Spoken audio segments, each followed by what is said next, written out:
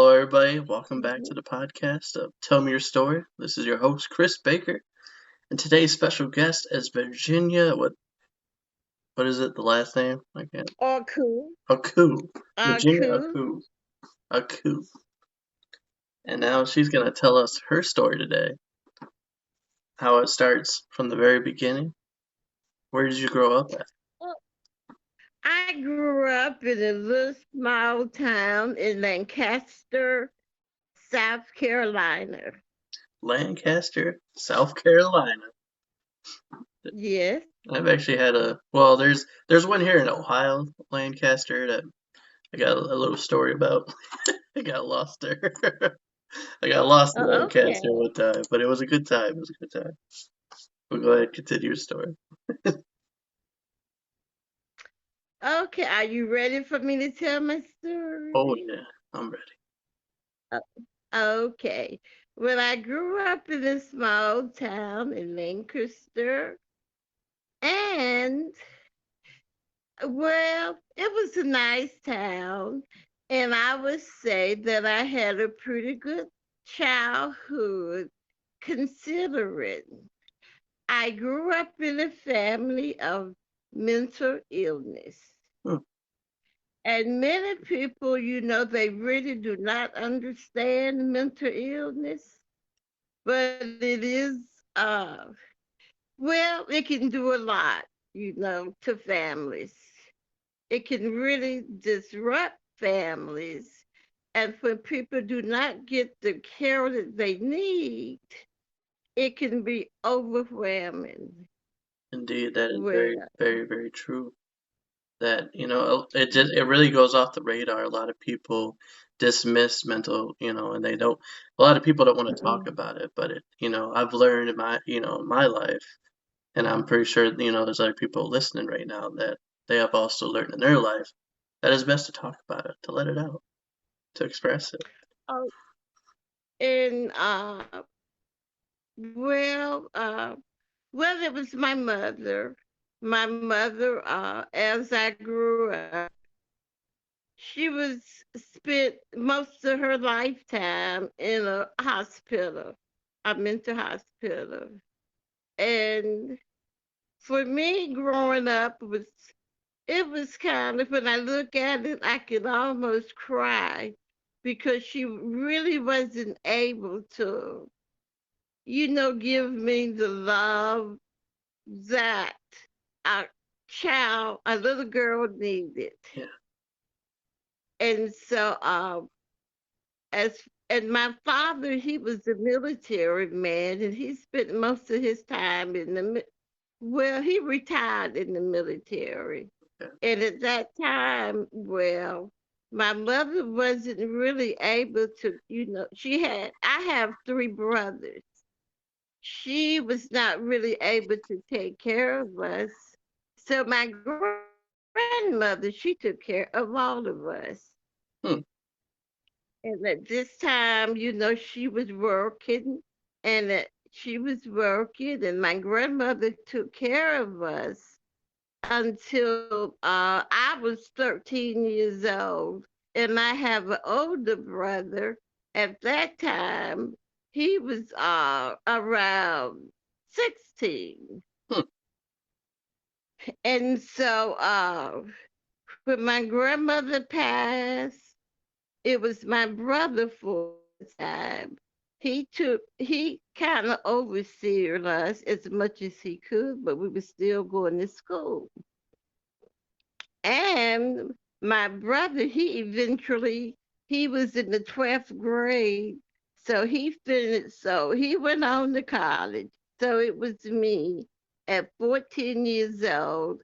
I had the responsibility of trying to keep the house going, like taking care of the bills, keeping the house clean, looking after my mother and a younger brother.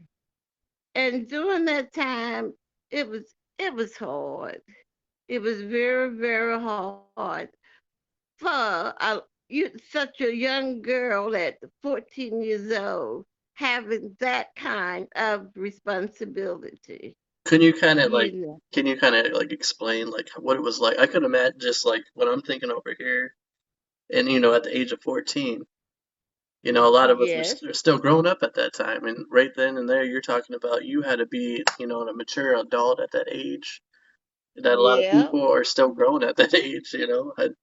How Yeah, was that? that actually that was the time when I should have been out with other, kids having fun, and just enjoying a childhood life.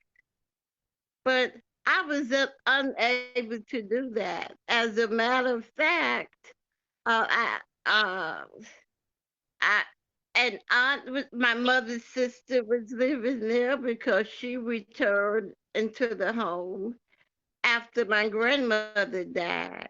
So she was there, and I had a grandfather there. However, they were there. They were just there because you know me as a little girl with the little government check, since my father was in the military, Hmm. that I was the one at this time getting the check, buying the groceries and paying the bills, had a lot of responsibility. And it was just way too much for a kid. And I really didn't get that much help from, they really they say that, taking care of children um is everybody's responsibility. Sometimes it takes a village to take care of kids. Hmm. But at this time, I really didn't have that much help. I really didn't have that much help. And when I look at it, but however, we did go to school. We could have had more help than what we did, or I could have had more help. But seemed like I had to be the strong one, because many times I was the one, trying to get my mother to the doctor, and I had a little brother 4 years younger, and I had to kind of over take care of him to the best that I could. And some people have even said that I am the one who really raised my little brother. And maybe that's a good thing, and maybe it's a bad thing. Well, did he But turn out all right? it might have would have turned out all right, but no, it really didn't turn out okay. But not having a mother, the love of both parents. When I look at it, I think we did pretty good because we did go to school. Like all the other kids. They went to school, so I guess we thought we were supposed to go too, and we graduated from school. That's amazing. And that was good, and I kind of look back at those days, and I thought about, there were a lot of talent that I had, and I could have pursued, the talents. But for me as a child, it was just hard, to really make adult decisions, Yeah, And then when I look at it, I can see that children should be children. They shouldn't be the miniature adults. exactly. So I was put in that role. So and that was hard. And so then, my little brother, he got sick, and he was a senior in high school. And that was a and so my older brother during this time, uh he had finished college, and he was on his own. He spent a time in Vietnam, and when he returned home, he was able to come and help us out for a little while. So he moved my brother and I to New Jersey. We lived in New Jersey. I lived there for a year. Huh. And so I've decided to move back to move to North Carolina. I went to school there for a while, What was and it? that was really hard. What was it like though? The adjustment moving, from your hometown to New Jersey, and you said you lived there for a Well, whole year. What was it like? yeah, I lived there for a year, and it was almost like it it was pretty good because there I was my oldest brother, he was working. My younger brother, he completed high school there in New Jersey because in South Carolina he took sick in, and we had to really kind of take care of him because he was having problems. We took him to the doctor, Mhm. and there was a medication that he was on that caused a lot of problems. Uh, Actually, it was Thorazine, and he was allergic to that medication, and the doctor did not recognize that that was the problem. So when we got so when we went to Pennsylvania, my brother was able to get him, to doctors that was able to see what his problem was. So okay, and from New Jersey, we moved here to Oklahoma, where my little brother was here for maybe he was here for maybe he was in Oklahoma maybe 4 years, and after that he had an untimely death, and that was hard on us. I could imagine. And that was so much. I mean, it was just so much. And due to my father, at this time he had retired from the army. So my mother and my father, they were both together. And still, my little brother, seemed like it should have been a good time for him. Hmm. And maybe it was. But he come home one night from I was very concerned about him because I do know he had a problem. I knew that. Yeah. But it's something about, families really don't want to recognize a problem, especially when it comes to drinking, Yep. they and they really, and so he did have a problem, and I know now that the problem was due to drinking. And but he was a hard worker. He worked really hard and everything, but he just liked to go out and drink. So one night he comes home and we got a knock at the door. Uh-oh. It was late in the night. My little brother had been home for quite a while,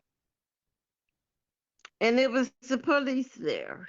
And the police wanted him to come downtown for questioning. So they did. So they decided to arrest my little brother because they said something about that. That they actually what had happened. The police had arrested a guy. This guy was at a elderly lady's house beating her up, What? and so they took him away. And after they got to this guy to the police station, the guy said that my little brother was with him, and he was alone, but they made a big case against my little brother, and it went to a federal court. And that kind of hurt me really bad. But and my brother my brother died behind that. That's what I'm trying to say, and it's hard for me to get that out. But well, I've lived here and I lived here and even after that, and Ho- that was hard Hold on on, hold on, me. hold on, wait. You said Okay. like you kind of lost me there for a minute. You said you went to the federal court, your brother. You guys went into that. Yeah, we did that because see, while he was in jail, uh, I was trying to. Well, anyway, he was in jail. He should not have been in jail because during the time the lady was being beaten up, my brother was home in bed. Uh-huh.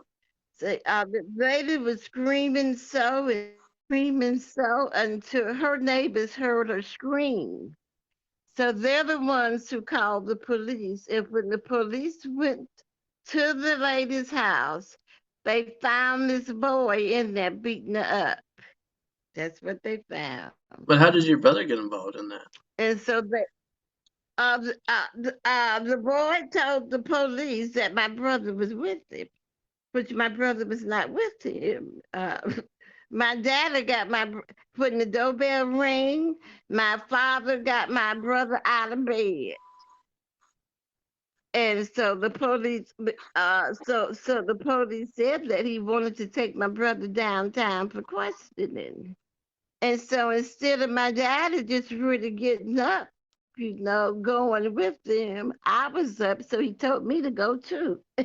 As a matter of fact, he almost pushed me out the door, for me to go too. So we rolled down in the police car, and the police, I told my brother that this guy said that he was with him when he was beating up on this lady. And he said, but this is a guy who would do almost anything. So I just told him, I said, well, look, I don't know anything about it. You all please don't get me involved in that. They said, but we won't. But they decided to keep my brother. So, okay, I went and I talked to the little lady myself. The little lady told me that it was only one person that was beating her up, and it was the person that the police had found in the house. But Okay, they still proceeded I, to arrest your brother though, and but they decided to keep him anyway, and while he was arrested, he was uh he was crying and screaming and I would go to see him and they were very mean to me. They didn't allow me to see my own brother. And so I was trying to tell my father, we need to try to get him out of jail. See, he was drinking. He had this drinking problem, and had been arrested on numerous times for being a public drug. And I would always go and just get him out and get him out. So one day I finally told him, now, I'm getting you out of jail, but you're going to have to pay me, for getting you out of jail. So my father told me, well, uh, uh, don't get him out. If you get him out, well, my father was telling me not to get him out, and so my brother told me, well, Daddy said that I don't have to pay you back. I said, well, if you go back to jail again, you just have to stay. So I didn't get him out this time, and I wish I had, because due to him screaming and just hollering, there was a judge that wanted him to go to Vanilla Hospital and wanted my daddy to take him. He turned him over to my father. So this is what my father did. Uh, he uh, he took my brother to the hospital, and an hour before we left the hospital, my brother was dead. That's how we went. We got to go to this federal court. did they But explain like what leave happened to your brother? Like, Well, we really still don't know what happened to him. Uh, when I- when I got home, the house was just full of people, and I couldn't understand, why there were so many people in the house. And finally, my mama told me that my brother was dead. So that's why we end up going to a federal court. But and that was I'm 70 years old now. At that time, I was 30. Well, we did win that case. It was we won the case because y- uh but it was I kind of think we won the case at the federal court, and then we knew that this case would be appealed. We knew that, because the lawyer had said whoever win, it would be appealed. Mhm. But for some reason, I do think that my father decided that he didn't want to take it any further. And now I do think I know why that he stopped. He stopped it. He didn't take it any further. Wh- But Why did what he I'm stop? trying to, I What? kind of think he had been threatened. Oh, okay. Okay. I got you. I kind of think he had been threatened because when I look at things now, I can see that right now I'm living in Alabama, Oklahoma, and let me see, I'm 70 years old now. No, you're not. No I way. am 70. I'm 70 years old You ain't no now. 70. You're like 30. Yes, sir. You're only I'm 30. 70. I'm 70 years old now. What's your secret? And well, I think my secret is just being just trying to be a good person, just trying to be a good person. Amen to that. Yes, but I've had problems though. I've had problems. And now we're gonna get to some of the problems I've had. Let's dig into it. Well, at 30 years old, I was able to go to college. I was attending church, and my pastor's wife, she was commuting from Idabel to Durant. Shoo. And so she encouraged some of the members, to try to further themselves. And so it was a group of us. We decided to stop working and to go to school for a higher education. And we finished and everything. And so while I was in college, I met this guy, and we got married. Okay, hold on, hold on. I want And to hear that story. Let's hear a little bit about how you guys met and how that came together. Since we are getting close to okay, Valentine's Day. okay. Actually, there was a young man. He was going to a basketball game, and so he stopped by and he picked me up, and he stopped by and he picked up, you know, some other friends.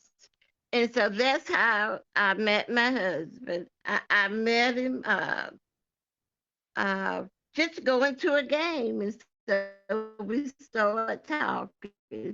Then we got married. So we moved to Dallas. And I tell you what, if I had known that I had married an alcoholic, I don't think I would have, married him.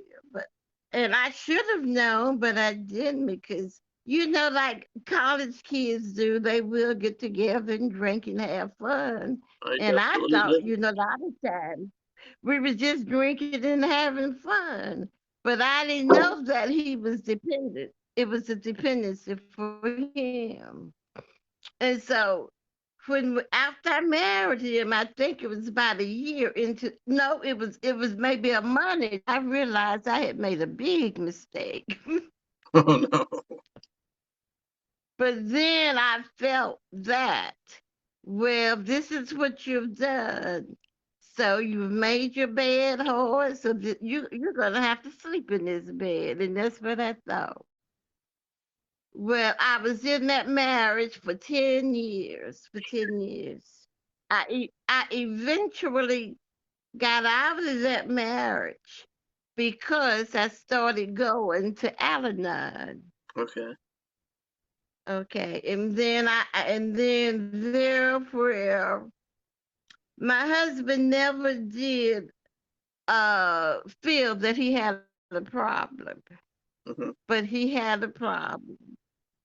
And as a matter of fact, he made attempts on my life, so I knew that it was that I had to go because I took the for 1 year. I was in the Al-Anon program. I had got a sponsor.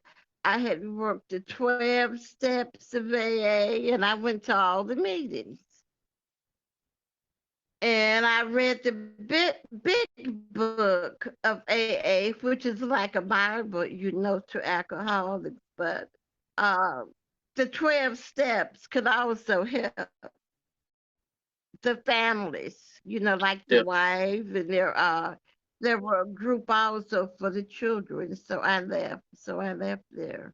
So I was able to leave my husband because at that time, you codependent and you enabling. So I was enabling him. And I really uh decided to leave is when he was just acting up one night really bad, acting up, and I'm trying to go to work because at this time he was unable to work. And I got struck down by a car right at a stop sign. What? The driver didn't, yes. You were just walking across the street and a car hit you? No, I was crossing the street, but here's a stop sign, and I don't, and I was just walking. All I know, I was hit, Jeez. and then I was just hit. I mean, the car hit me. I heard my bones in my legs. I heard them crack, and I'm lying out in the middle of the road, and right and there a stop sign. Well, anyway, it was time for me to make some changes, and I knew that was time for me to leave. Hold Well, on, hold so on. when I Wait. yeah, Let's go back to the okay, being hit by the okay, oh yeah. I was so the lady, she after she hit me, she got up and she hugged me and was kissing me on my face, saying, "Ma'am, get up," and I couldn't get up. And I heard someone say, "But why do you want her to get up?" By this time, the ambulance had come, and one of the cops looked at me and he says, you can count yourself lucky. Well, I didn't count myself lucky because I knew that was God's grace, Yep, God was because there. I knew that I could have died in that. And also there's been I've come close to death many times, because I was on my way to work and my car just started smoking, So I got out. And later I found out that my husband had tampered with the car. Oh no.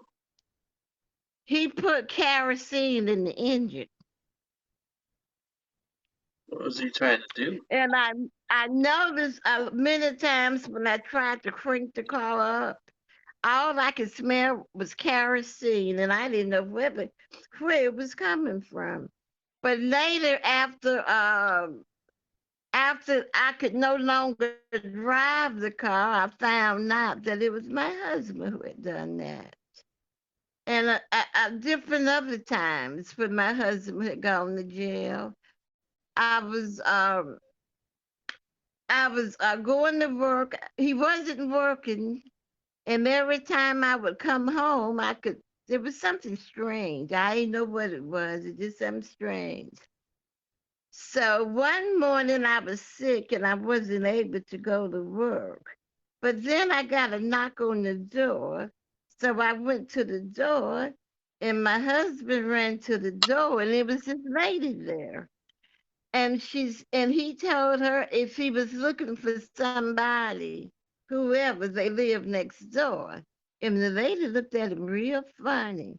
So the next day I go to work. And when I returned home, my husband and this same lady was inside my house. And that hurt. That hurt bad. And he jumped on me. As I called the police, so he went to jail. And so, and that was time for me to leave. I gave him chance after chance, to get himself together. I told him, I said, one day you're gonna wake up and I will not be here.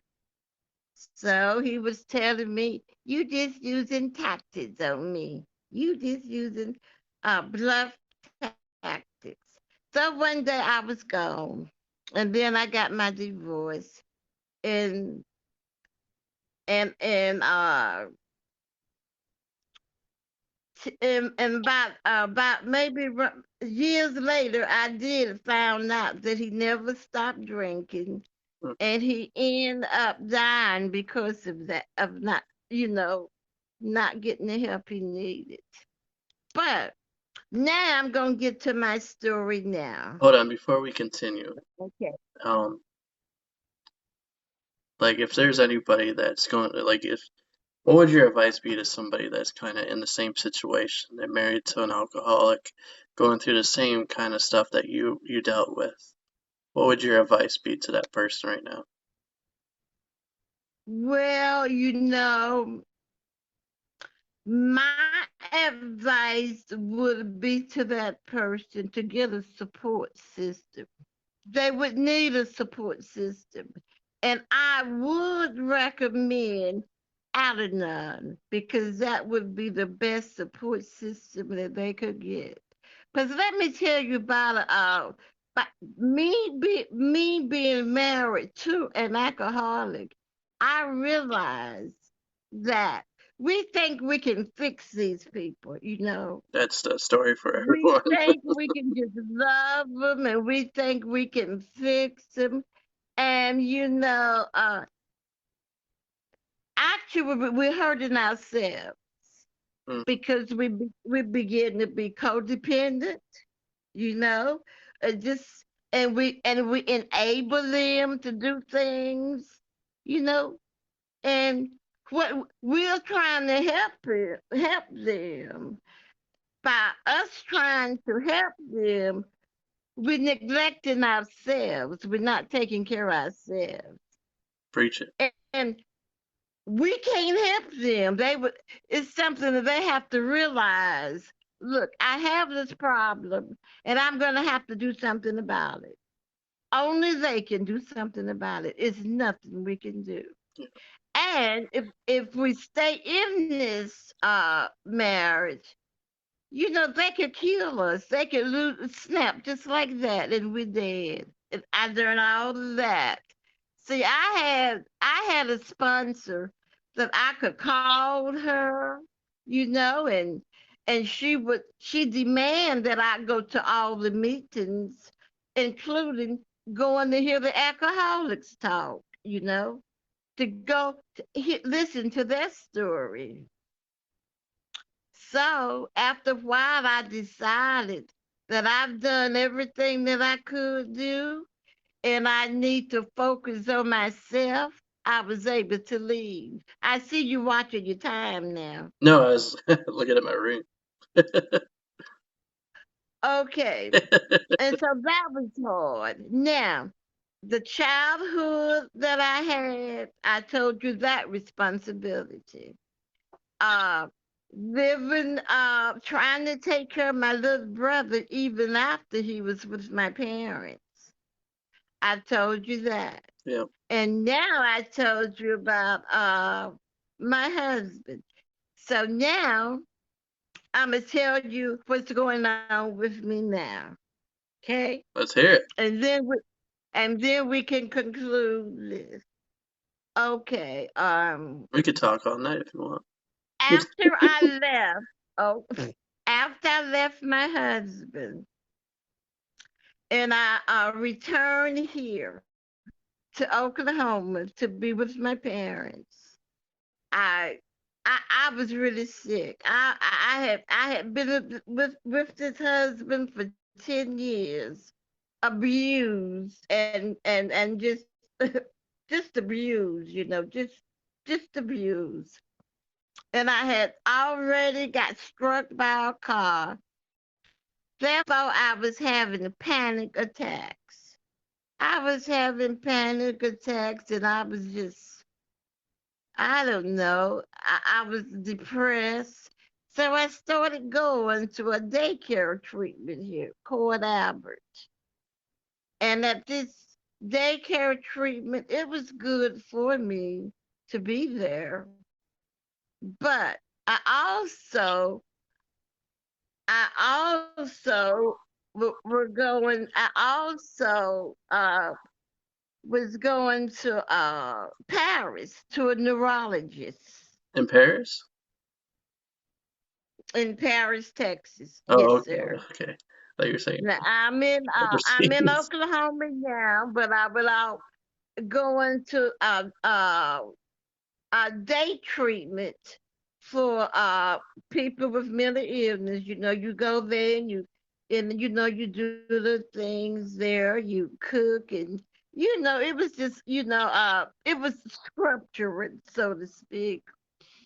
And I would also I started passing out, just blinking out. So I decided to go to a neurologist there in Paris. Okay, and I saw him for about a year. All right, so I told you that part. But while I was going to this place here, Court Abbott, okay, I was able to get a money, what you call it, help from the government. Welfare. So I got this help, and there was a counselor there. And so after I received the money, she come helping me and wanting to take me shopping and do things with me. Um, uh, and and so I said, that's okay. Then she took me to the bank and and actually she got some of the money. She got some of the money. And she refused to give me the money. So I just wrote it up and wrote it up. I asked her for it. She told me that I wasn't going to get it. She gave me all that she was going to give me. So I wrote it up and I decided to call the police. So, but the police, and I read what I had wrote up because I had called the main office, Court Abbott main office, and I talked to the person, the administrator over, the whole hospital, I guess. And so he told me to go talk to the DA. Well, I didn't go talk to the DA, but they did send some. Well, to make a long story short, she had to repay the money and she lost the job. That's very good. To make a long story short, That's good. okay. That way she wasn't. How much did you end up finding out how much she actually took from you? She was like taking your entire check, or No, no, no, not the entire check. Because I think it might have been about at that time we didn't withdraw. We put so much money in the bank, but we didn't withdraw at all. but I didn't know she had decided to keep 2,000, that she was gonna take me shopping. So actually, it was over $1,000 she took. So okay,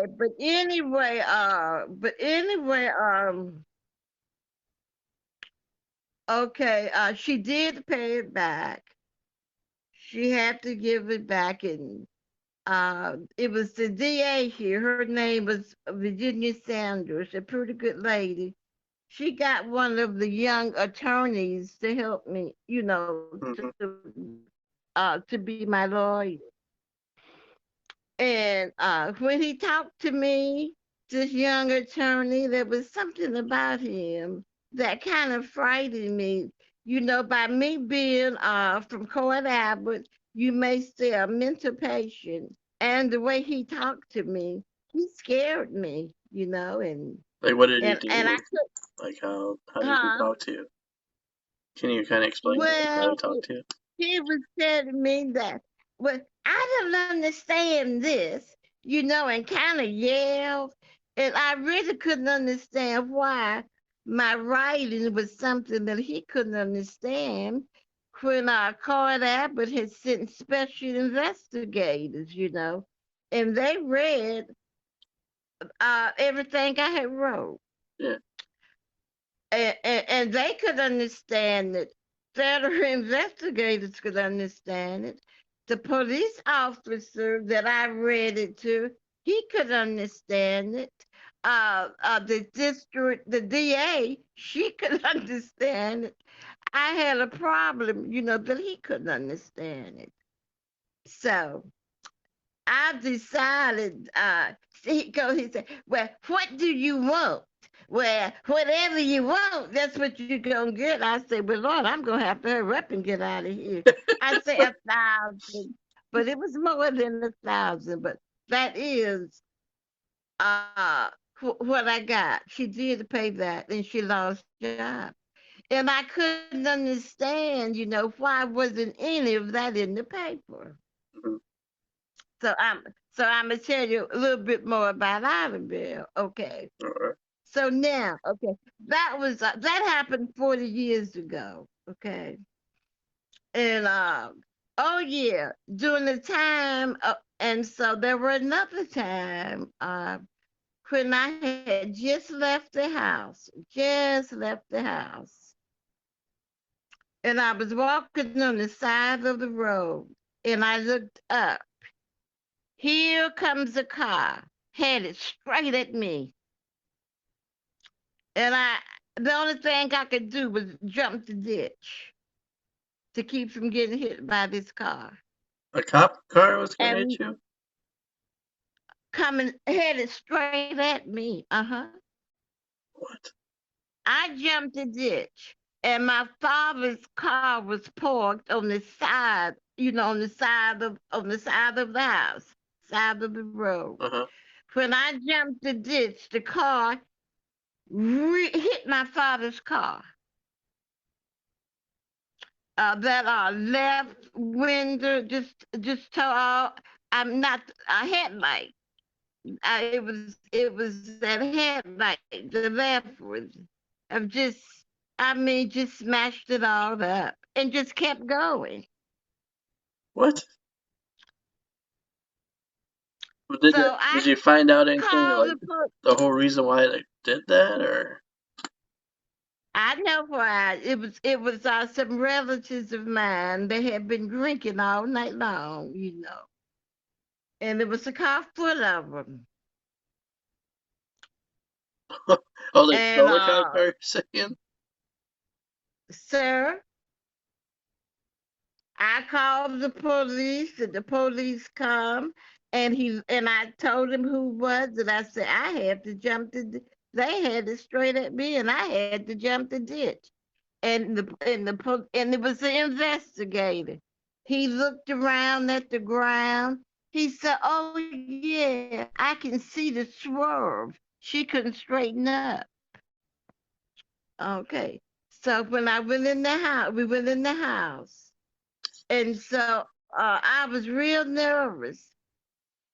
but the police had me to write up the report, as nervous as I was. I can imagine. Had me to write, had me to write the report up. And so when my father comes to the house, but he finally get home, he wants to know what happened to his car. His car. And so I told him, and the police was there. And later, I didn't hear anything else about it. You know, I thought my father could take care of that. So he couldn't take, I don't know. So there was a time when I actually saw the police again. The detective, he was a detective. I said, whatever happened?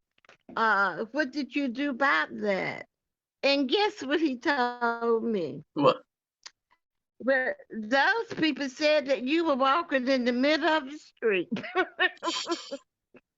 Yeah, yeah. And then this is like at the same time you've been sober for a couple years, and then they're trying to tell you stories like that. You're like, come on now, come on Who, now. me? Yeah, Me? yeah, I was never alcoholic. yeah. That's what I was saying. You were going to classes, you were sober, and they were trying to act like you were drunk. No, no, no. You see the thing of, oh yeah, well I was, they say you, and so the police knew that I was not in the middle of the street because I was walking on the side of the street, where my father's car was parked in front of the house. He even saw the swerve, the print where Oh, she couldn't straighten the car up. Well, nothing was done about that.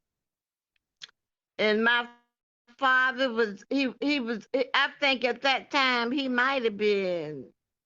huh, he might have been 80 at that time. I don't know, but he was a senior citizen. mhm. Something could have been done about that, but it wasn't. And so there's another time when I had taken a family member to the father to the doctor. This one comes in and she was upset about something. She jumped on me. I actually passed out, had to go to the hospital, called the police, and the police, they came and they didn't do anything, not anything. And I could see that they weren't going to do anything, so I decided to go to a lawyer. And I told this lawyer, I said, I'm going to need you because I'm getting ready to do something. Hmm. I saw you couldn't get any help from the police. So I decided that I was going to learn. I'm afraid of guns, but I thought I was going to learn how to use one because I was just tired of people running me off the road. Yeah, I wouldn't I feel was safe. with cars, automobiles. I was tired of them beating up on me. And so the this lawyer told me, he said, no. He said he didn't want me to go to jail. He said he didn't want me to get in trouble like that. He said he wanted me to go and what you call it when you take out some kind of peace deal. Let me see if I can't think of the name of it, Peace treaty. but it's some kind of deal that a person can't come so many so many yards and so many Oh, feet. a You restraining know, order. they Restraining they had order. to stay. Yeah. So that's what I got. And so eventually, I was going to court. I had to go to court, and this person would never show up. So they they issued arrest for this person. So when the police was trying to find this person, they would go to a house, but she was hiding. She didn't want to be caught. So the police asked me, "Do you know where she is? Where she lives?" I said, "Yes." So the police told me to meet this person at a liquor store. He asked me, did I know where this liquor store was? He said, meet me at the liquor store and take me to her house. Okay. I was at the liquor store. And then when I looked up, I told the police, I said, well, there she is right there. He said, what? So he walked into the store. And at that time, I don't know if he picked up at that time or not. No. But he knew where she was. Another time I had, so anyway, I went back to the liquor store and I was trying to apologize to the owner of the liquor store. And the owner of the liquor store cussed me out. He told me I should have took her. I should have took the. He telling me what I should have done when I was only following the police's orders. Yeah. I mean, it cursed me out. Okay, but anyway, this one was finally arrested. And I mentioned the about this because I'm gonna tell you something else as I go on because and I'm about to end it now, but okay. This person at the liquor store that talked to me that bad, he eventually become what you call it a city councilman. Oh no. He and before he became a city councilman, I was going over to a friend's house, and I mean, I couldn't get by because he and his friends they had parked all the way in the highway. You couldn't get by. And so I blew my horn and blew, just kept blowing until I had to turn around and go the opposite way. And I went to the police station and I told them, I say, look, this person is just, they're occupying the whole road there. Nobody can get through there because the cars were parked all in the road. And so the policeman I was talking to, he said that he would go and see would they move the car for him. I don't know whether they did or not. But anyway, okay, I'm gonna stop talking about this guy for now. But since I've been sick, before my parents, okay, my parents died. And before they died, I was able to get government assistance, to help. Mhm. But after they died, my father left me just a little money, just a little. Because I had to take care of my mother and father again. I had to. Although I'm living in my own house, had my own house built with the self-help program, I eventually had to let both of them stay with me for a while. My mother, she eventually passed at the nursing home, and my father, he passed at the hospital. But anyway, they're dead now. And the little money that I was getting from the government, I could no longer get that now. Okay, so here I'm doing everything myself, trying to take care of myself. And it got so bad until my health started deteriorating. I'm a cancer survivor. I'm both breast survivor of cancer and a colon survivor of cancer. You're a warrior. God is good, isn't God is he? good all the time. All the time. He is good. And I want to tell you something though. And Hold on. I want to tell you something. All them battles that you went through, everything that you ever went through, you gotta remember God was there every minute. Every time you thought you was alone, man, God has had your back every time. And then as you wake up today, it's another day, another blessing. And it's God's way of saying He ain't finished with you yet. Your life is a blessing. That's the same thing a doctor told me. When I went into his office, my primary doctor, she wasn't there. Hello? Yep, I sir. thought we were off. Can you hear me? Yeah, I can say My primary doctor,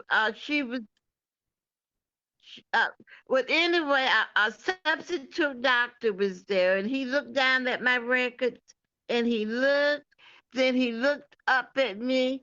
He said, "You know what? There's still something for you to do." amen. He's a good doctor. You don't get too many doctors there that preach and tell you the truth. He said, "There's still something for you to do." But let me tell you, last year I had 4 different operations due to this colon cancer. And during this time, I had a young lady to come to work with me from down the street. Now, her sister had worked for me, but uh, they took her sister out the house. Her sister was from an agency, and the agency removed her sister because her sister broke a HIPAA law Oh, by no. talking about me to a police. And what she did was my I, I had power of attorney over my father while my father was living with me. And my father had 4 cars and they were pretty much new. So he wanted her to work for him and do errands for him. And I allowed her to do that. So she was able to use his cars. So therefore, he put her on what is it? The will? His insurance. Oh, it's insurance. Insurance. Okay. So if she had an accident, it wouldn't be a problem. Well, she got so carried away, until she would just go on the errand and just keep the car all day long.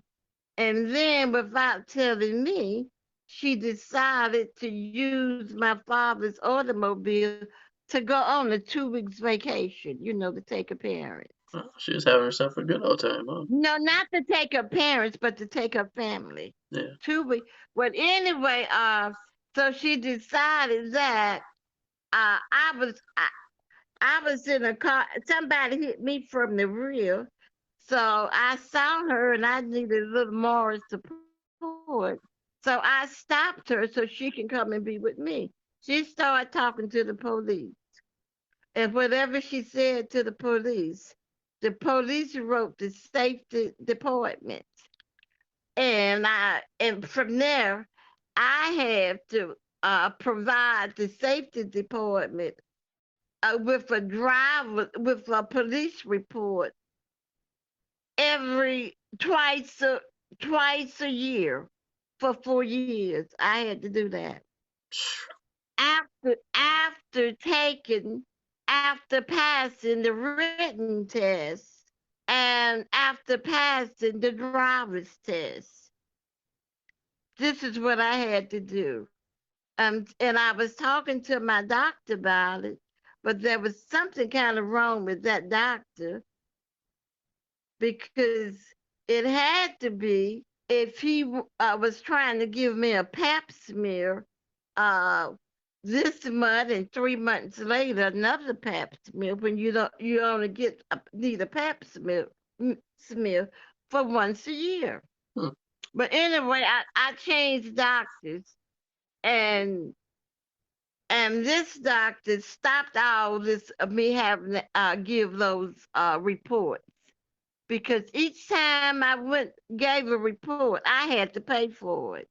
Had I not paid for it, my license would have been revoked. So okay, Yeah. I got her down here of the same girl.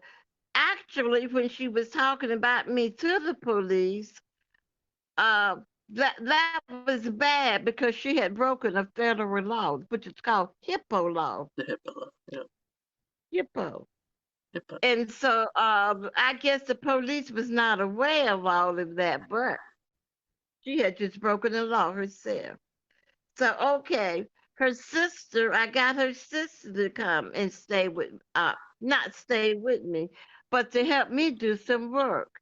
Because at the time, this, although I've had this breast, although I've had these operations, I'm in a wheelchair, baby.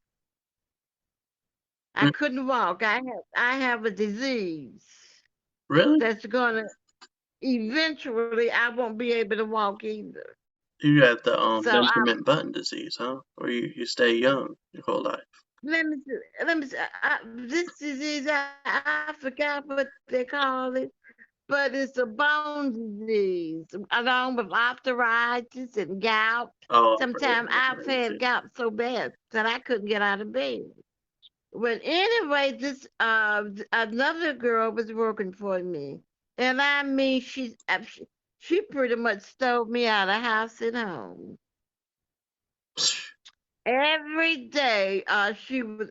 I had told her how I could pay. Just come, maybe 3 days a week, and I would be able to say 3 hours, and I would be able to pay her maybe $10 out, $10 an hour. So so she would come to my house and bring.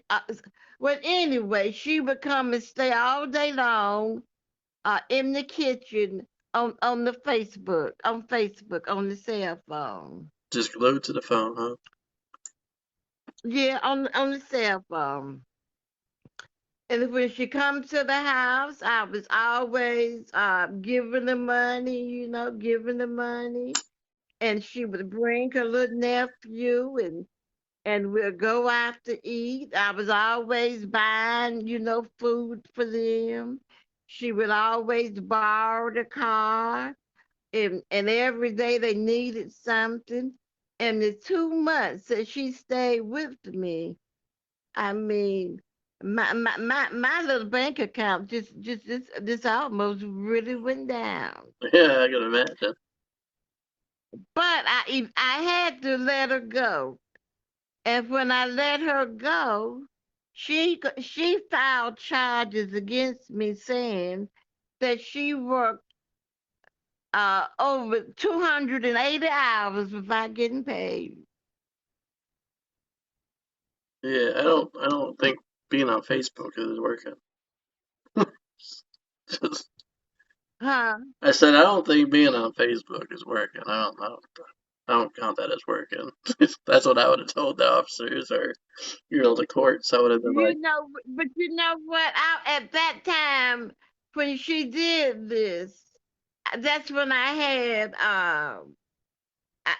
that's when I had my first colon cancer. You know, I was sick, and so and she brought charges, and I was trying to tell them I I don't know. I had just told the police. I tried to tell them. I mean, I mean, after that operation, after this operation, I had my first treatment to go to the doctor. I drove myself, and after I drove myself there, I stopped by the police office to report this to them. Could hardly walk. mm-hmm. And she was at my house again. But anyway, to make a long story short, uh, I was trying to get help after I got papers that she had brought charges against me and she had timesheets. And but what I'm trying to say, the police wouldn't listen to me, and took me to court. I wasn't able to go to court. I had to almost somebody had to push me in the court in the wheelchair. And they talked about her time sheets, but she never showed me any time sheet. Yeah. And she wanted And she wanted an extra $280 from you. huh? She wanted the extra $280 from you. No, she said she had did all that 280 hours work for me, unpaid wages. That's what she said. But you gotta go. No, this what she told the judge, and she did have something in the book, but I didn't know what she was holding. Mhm. I've never seen any time sheet, Well, but I mean, every I took a shopping, and she brought a little boy to my house every day. He went back and forth to my refrigerator eating. Uh, if, would go out to eat every day and buying her food and him food, and I've even taken the shopping, and I mean the people was just really taking advantage of me. That's yeah, what they they're using did, you. and me being sick and can't hardly walk and can't move around, I was vulnerable for them to do that. And it just hurt me so bad. I was really hurt. I would be And too. then although I could not walk, unable to walk, and I struggled to even go and pay my bills after that. So she got a job at one of the cell phone places. And I told the people when I saw her there that I didn't want her to help me. And I told him why. So next I found out I'm going to chemo and can't hardly walk, that she's gonna press charges against me again, saying that I'm harassing her on the job. Here, I can't walk. I'm in a wheelchair. I can barely pay my own bills. How could I be on somebody's job harassing them? Yeah, exactly. Okay, and and the police, and I'm trying to talk to the police, and I'm trying to tell them, and they're just talking to me like I'm crazy. Yeah. Like I don't know what I'm talking about, going through all this. And here recently, um, a little boy, I've had houses, and I have been trying to rent the houses to help me, pay my medical bills. Because one of my shots costs $1,000 that I have to take, for my bones. And I was the rent that I was getting from my house at this time, that little bit of rent was helping me with my doctor bills. After this girl had treated me so bad, here come my relatives. They gonna help me, and they turn out to be worse than this other person. Let me tell you what happened this time. This one got a hold to my debit card, the number on my debit card. What she does, this is out of bed. She didn't go to these loan companies. She called these loan companies using my debit card number. And here in Idabel and in Broken Bow, Oklahoma. And the reason why I found out that money was missing, because I was at the bank to make a withdrawal and I didn't have any money. It was And I completely knew cleaned out. something was wrong. And it was around the third, at least I would have got my social security check. Yeah. Yeah, you got something. and I had called, and I was looking through my statements trying to figure out what happened. So I called the Alabama National Bank, and they ran a trace on it, and they found out who it was. It was my cousin that was supposed to be moving in my parents' home. Okay, I told my cousin I didn't want her to move into my home. And without it first, Alabama National Bank said that they would have to have a police report. And once they got that police report, they would refund the money that she had taken. So the money that we found she had taken, they would replace it. And God knows I didn't want to have anything else to do with the police. I didn't want to have anything to do with them Well, what's your because record? I don't blame you. when I was down there trying to talk to them, one of the officers told me to leave and not to come back down there anymore. Really? hmm Done by I stick. asked him, I said, "Are you threatening me?" He told me, "Well, you can take it any way you want to take it." So I didn't want to go back down there. So, and I told the lady at the bank, I said, "I don't want to go back." She said, "Well, Virginia, if you want your money back into your account, we need that police report." Okay. Yeah. So, um, there was one policeman that used to live right across the street from me. I said, "Well, I'll talk to him." So I'm in my walker. I might have been in the wheelchair because we have a bus transit, they take you around, Yeah. and they help handicapped people like me. So I did go to the police station, but I didn't, I had called down there to make sure the special officer was there. And I waited on the outside for him. So finally, he wasn't there, but I waited. He come, and I told him what I needed. I said, "Now I need a police report." I told him, but I gave him the papers. The people at the bank told me to give him, and I told him, I said, if you all had helped me the first time, I don't think I would need this help this time. I don't think this would have happened. So, okay, they did write up something.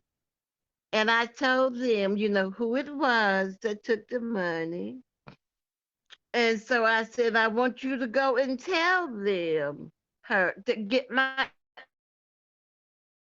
get the house keys and tell her, since she did this to me, I do not want her to move in my family's house. Okay.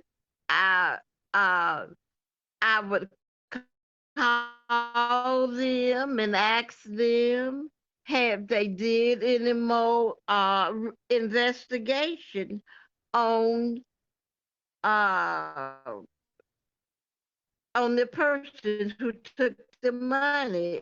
This officer said no. I would ask him, had he talked to the person who I told, did he have the house keys? Because I had asked him to get the house keys. Yeah. He told me no. And so put in the bank. I asked them. I say, have the officer been to talk to you all? Guess what? What? The officer had not been to talk to anybody at the bank. Not anybody. Why? But they wrote but but they wrote up a whole lot of stuff that didn't make sense. So uh, the officer told me, well, you're gonna have to go to court to get her taken out your house because she says she's a resident. Yeah. Okay. When I go to the, I had given this young lady 2 eviction notices. So on the second eviction, they told me that I would have to get a court, had to go to court to have it removed. I would have to pay the court fee, and they would fund the court fee. Guess what? What? I went to court. The judge talked to me just like I was a. The judge hurt my feelings, pointing his finger at me and yelling at me. And she hurt my feelings, talking about my brother, my oldest brother in Pennsylvania, and he lives in New Jersey. He didn't have anything to do with anything. And the court, the judge, uh, said they didn't even give me my court fee. They told me you win your case, uh, uh, your court fee would be refunded to you. Okay, they had to get out my house, and she had been in my house for 3 months, 2 or 3 months. They didn't charge you anything and kept my court fee. Huh. Interesting. Now, can you imagine any of this? And I like called the the way you're governor's describing it, it office. just blows my mind. Just, I mean, just all the stuff that you've gone I through. called I called the governor's office, and I've called the who is it? Uh, the attorney general's office,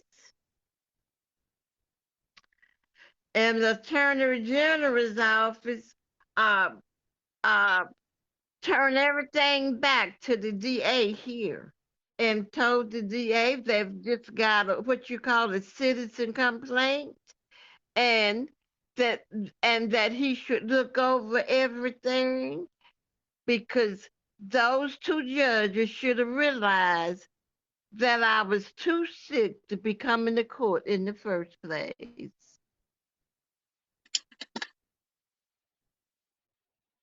And I haven't heard from the DA here yet. I mean, he refused to talk to me and has not even called me about anything. Hmm. And even the attorney general told me, go to what you call legal aid. When I went to legal aid told me that they couldn't do anything to help me because they had more important cases to take care of, like domestic violence or something.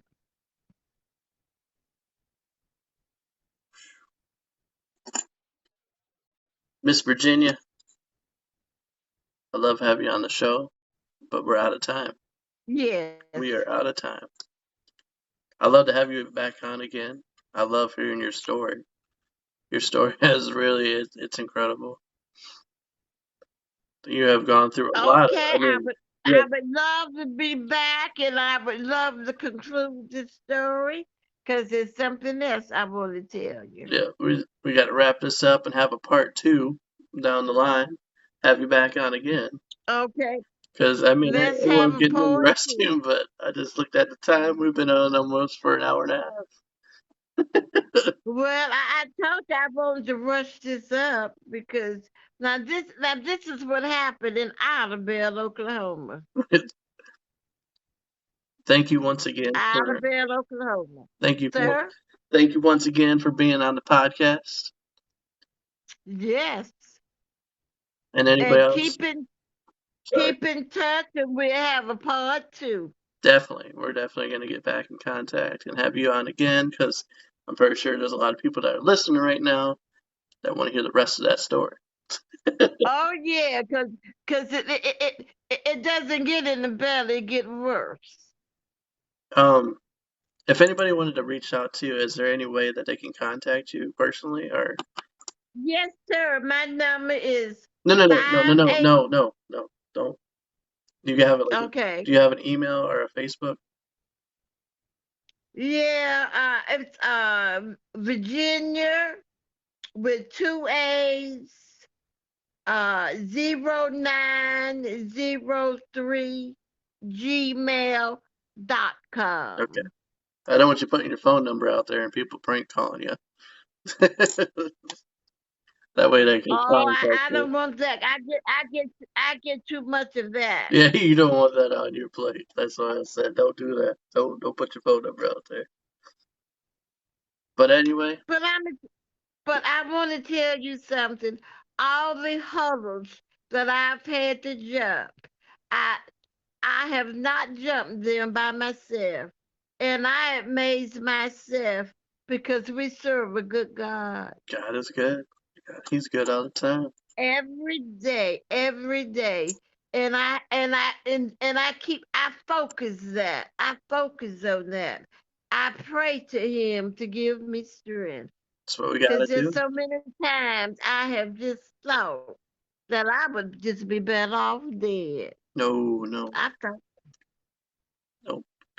but God's with you all the now time. life is more important to me than death. Yes.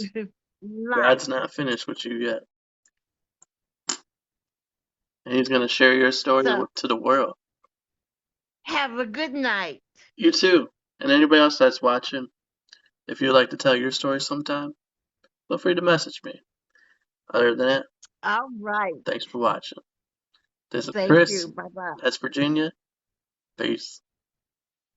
Hey, Peace. wait. I forgot to ask you.